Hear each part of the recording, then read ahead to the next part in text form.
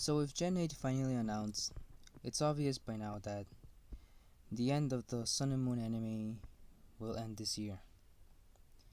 So with that said, I wanted to give you guys some of my thoughts since I have been watching this anime, or I guess this series since it started. So, at first I had no expectations.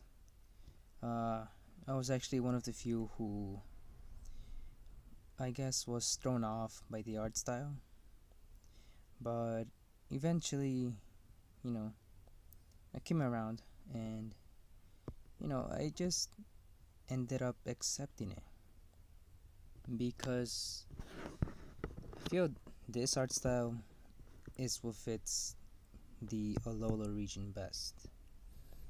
Not to mention that it's pretty laid back, it's chill, it's funny. I think this art style is perfect because it could really help express the comedic side of the show and some of the serious or sad moments that it has had. And that's important because I, I think every anime needs that. You gotta have some way of showing, of expressing that type of emotion.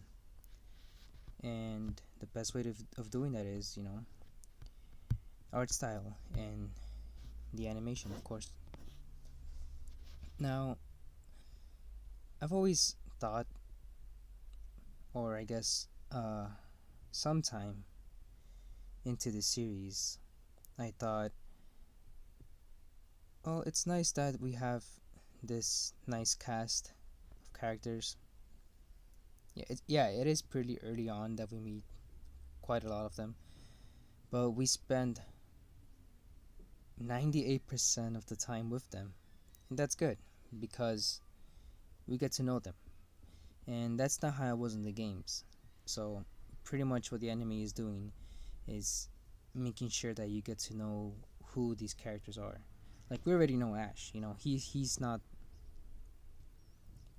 as important. Well, he is, but you guys know what I mean.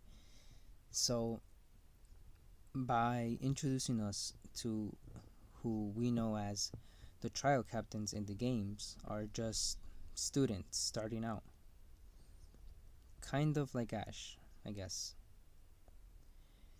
So we get to see how they become trial captains. We get to see their own trial, and that's awesome. I think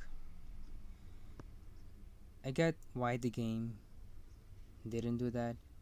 Because we're more important. The storyline is more important in the game. We had to follow that, and it had to be done. So there wasn't much time for the trial captains. So yeah, this season it's different. It's new. It feels like a new Pokemon, and that feels great because I guess it was getting a bit stale. Not exactly boring, but it needed something new, and it has been delivering that ever since. Uh, just to leave some of my thoughts on the X, Y, and Z series, I think it was good, but to have Ash be so serious after what was the Black and White series, it didn't feel natural. Like, maybe if Sun and Moon came before or something like that, and it had Ash slowly progress and become more mature as the series went along, then yeah, that would have been more believable. But yeah, Ash here, he's toned down in terms of being pretty reckless as he was shown in every other season. Like, the first episode, I believe, or second episode of X and Y, you have him jumping off this building. And yeah, as heroic as that is, as as much as it is an Ash thing, for a kids show, that's not really what you want to keep showing. Like you don't want to put the idea in some kid's head that you should jump off a building just to save your pet or something. Like, I get it, it's for the story, but this is a kids show. So yeah, I mean, with that brought up, you guys might be thinking, yeah, it is a kids show, so why are you talking about it? I have my reasons. So yeah, this series does have its flaws. At times, there's not much happening, but I feel like every filler episode, what people call it, is actually pretty important to get to know the characters more. And it's very consistent in giving each character, I guess, their own arc or their own episodes, and nothing about them, stays missing. You you get to know their personalities, their backgrounds, somewhat, and their families. This is the first, or I guess if it really feels like the first, where you get to meet the families of each of these characters, and it definitely feels more slice of life. Like, we get to see them in their homes doing normal things instead of just traveling in the woods the whole time, which is unsafe for children.